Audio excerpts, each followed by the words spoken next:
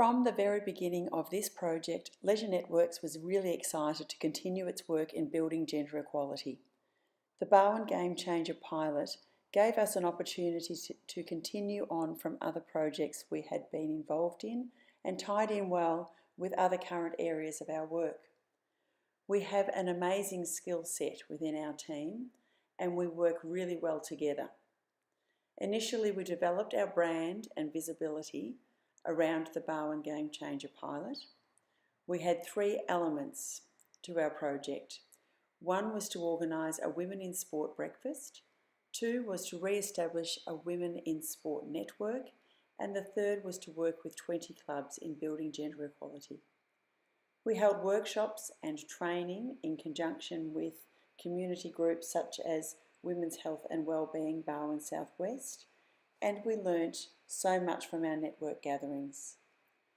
We see that we can achieve a lot of change by working directly with committees, so we've begun attending club committee meetings and introducing the pilot directly to the committees and to the boards and also to the AFL Barwon Commission. We have collaborated with SSAs, Ballerine Community Health, local councils, and sponsored local Women in Community Awards and have joined forces with Geelong Cats AFLW for one of our network gatherings, which was great. Along the way, we have collected data from club gender audits and have used these to form the basis of conversations around the committee tables and the development of club action plans.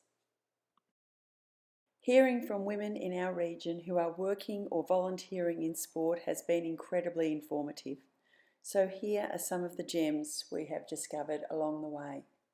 Sports come together, and particularly in committees where I was often the only woman. So I look at that and thought, we've come a long way already since I came back, which might be maybe 10 years ago, but there's still really big challenges in terms of how women are represented in football netball clubs, particularly here in Geelong, and making sure that those voices are heard and that women are really encouraged to sit on those committees and help make decisions. On those boards who are female.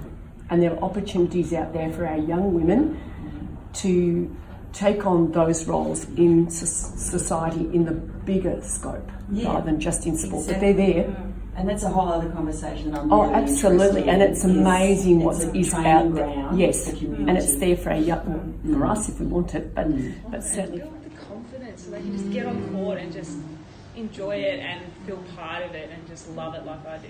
Yeah, that's awesome. Yeah. That's all right. I think regardless of how much experience you've got, and I've sat on a few boards outside of sport as well, is that everyone always needs a bit of support and advice. And what I've written down in my feedback is that we also need to think about a shared voice. So how do we actually bring our voices together collectively on things that we care about and actually engage other groups that might support us, like AFL Barwon, even the AFL itself, in terms of how are women now being supported. Here tonight to be with like-minded people, which I see I am in a room of so many like-minded people that wear so many hats and do so much in the community. Great story.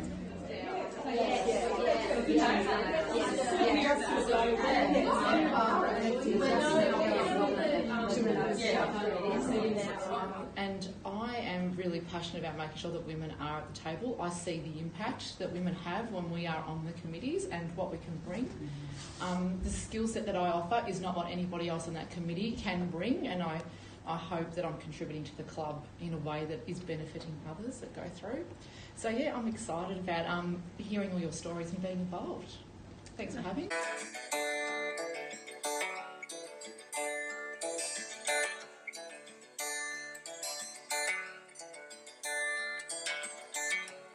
She wrote a list of the good things. She reads it every day as she waits. She got a good place to live, a place to go to roam. She calls her home. She's okay.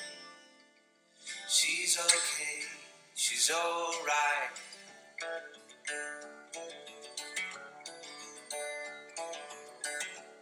She left some things she won't talk about. There'll be time and time to